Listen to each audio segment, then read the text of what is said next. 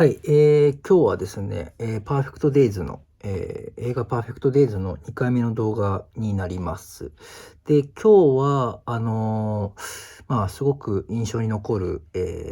この映画のラストシーンについてちょっとお話、したいと思っております。で、完全にネタバレになってしまうということなので、まだ見てないという方は、この動画をちょっと、見ないようにしていただければなというふうに思っております。で、この映画を見たのが、1週間、前の、ことなので、その記憶を頼りに話して、おりますので、ちょっと、映画と違うところが、あるかもしれないんですけれども、そこのところはちょっとご容赦いただければなというふうに思っております。で、この映画って、セリフが少なくて、映像で語る、作品だというふうには思っておりますので、それをこう言葉で、語ること自体が、野暮な、ことなのかもしれないんですけれども、それでもこう語らざるを得ない、誰かに伝えたいという、衝動が、僕の中にありまして、その、せめぎ合いの結果ですね、今日、動画を撮っているということになりますので、よろしくお願いいたします。で、ラストシーンですね。で、このラストシーンに至るまでのちょっとストーリーっていうのをまず、踏まえていかなければなと思っております。で、役所広司演じるですね、平山がですね、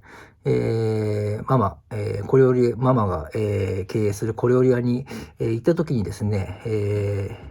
開店前でですね、ついてしまってですね、そこでこうちらっと店内を、覗き見したら、ママと、三浦友和演じる男がですね、ママ、石川ひとみですね、がですね、抱き合っているというのを目撃してしまったと。で、これはこう平山にとってかなりショックでして、缶ビールを、何本か買ってですね、あんまりこう吸えないショートホープを、コンビニで買ってですね、夜のこう隅田川をこう眺めながら、やさぐれてたというわけですね。そこに、先ほどこう抱き合っていた、男がですね、隣に現れてですね、ショートホープを、ねだってくるというわけです。で、平山は、不思議に思いながらも、その男にショートホープを渡して、缶ビールも1本渡すというわけです。で、その男がですね、ぽつりぽつりと口を、開き始めると。自分は、ママの元夫で、そしてこう、癌を患っていてですね、その癌が体のあちこちに転移していると。で、自分は嫁いくばくもなくてですね、なので、ママのことを、頼むということを、平山にお願いしていくわけです。それからこう2人はですね、急速に打ち解けてですね、なぜかその、影踏みをすることになるという感じですね。そして男がですね、影が重なると、濃くなるのかという、投げかけを、したらですね、平山は、意固地になってですね、影が重なったら、より濃くなってくれなきゃというふうに言い張るという感じなんです。男はそれとなく否定してもですね、濃くならないとおかしいというふうに、平山は、にしてはですね、珍しく、感情をむき出しにそう言い張るという感じですね。で、ラストシーンに、流れるわけですね。これはその、隅田川での、出来事の翌日の朝のことです。で、いつものように、朝日を浴びながら、自宅のある、スカイツリー周辺の下町からですね、仕事場がある、渋谷へと、高速道路を走らせていくと。そしてもうカメラがですね、平山の、顔に、表情にですね、クローズアップしてくると。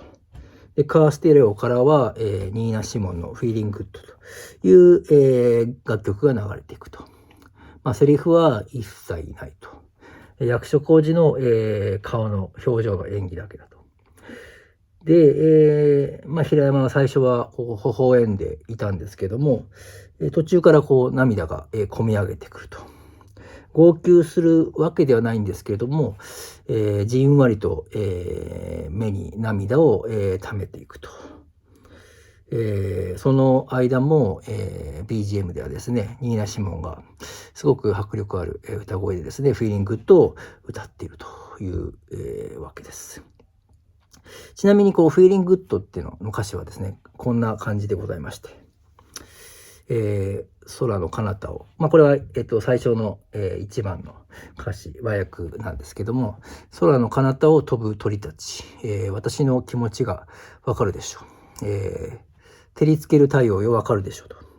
優しく、そよいでくる風よわかるでしょうと。夜が明けて新しい一日が始まる。私は私の人生を生きる最高の気分だわと。すごく、歌詞を、だけ取るとですね、前向きな歌なんですね。この曲はですね、ニーナ・シモンが歌う前から存在している曲でして、もともとは1965年の、イギリスの、ミュージカルで、The Roar of Gracepaint っていうミュージカルでして、これはですね、イギリスの、階級社会を描いた、ミュージカルだそうですね。その中の歌で、黒人男性が、歌っていた、曲でございます。つまりただただ、前向きな、歌という能天気な歌ではなく、イギリスで差別され続けてきた、黒人の、魂の叫びというような、作品かなと思います。で、平山に話を戻しますとですね、映画そのものは、そのまま、平山の表情をアップにしたまま、エンディングを迎えると。セリフは一切なく、涙の説明もすることもなく、エンディングを迎えるという感じでございます。じゃあ、なんで泣いてるのだろうというわけなんですけども、結局映画を見ないとわからないし、映画を見るとわかるっていうわけではないんですけども、なんかこう、僕には腑に落ちてくる感じがします。平山のこう、微笑んだ表情からですね、涙が、こみ上げてくると。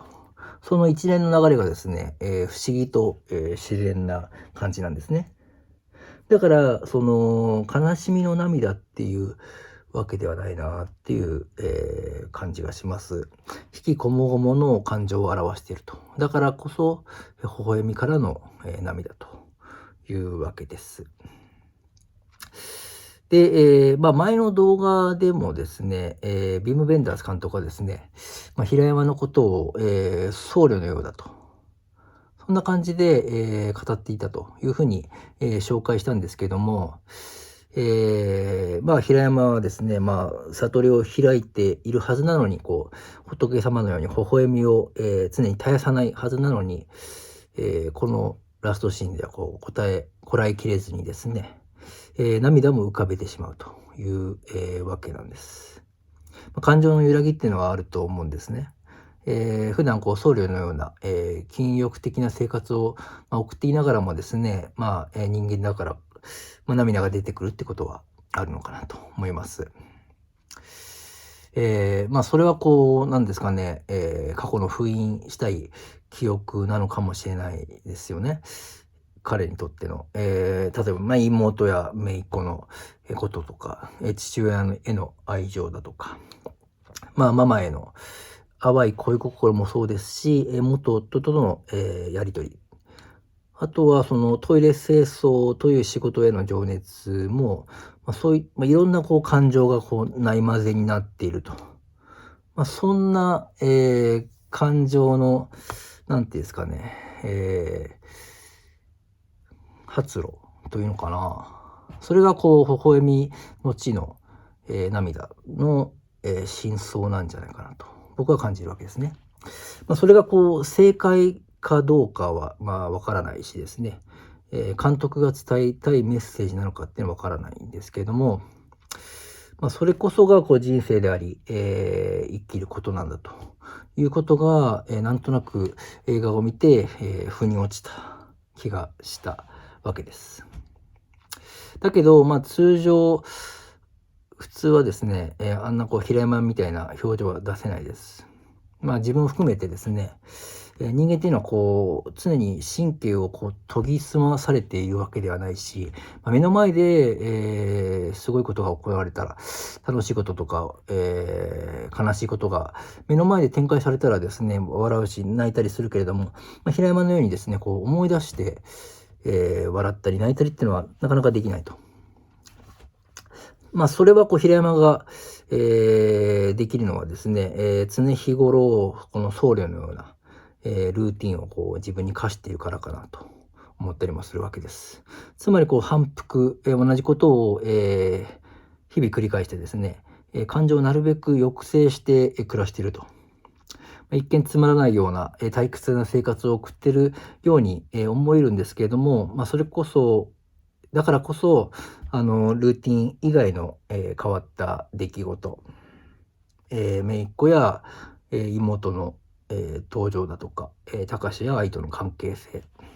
ママや元夫とのやり取りっていうのを、普通の人よりもみずみずしく、新鮮にですね、そしてこうより強いエモーショナルな、出来事として感じられるからかなと思います。ある意味それはこれ羨ましい、ですし、悟りの境地に、平山がいるっていうことの証拠なのかなというふうに思います。でそれこそが、パーフェクトデイズで、本当の意味での人間らしい生活を送ることなのかなというふうに、も感じたりします。はい。そんな、わけでございまして、ちょっと今まで喋ったことはですね、僕の、見解に過ぎなくてですね、監督や、制作側が、伝えたいメッセージではないということを、あらかじめご了承いただければなと思っております。そんな感じで、パーフェクトデイズの、ラストシーンの考察動画は、以上となります。ありがとうございました。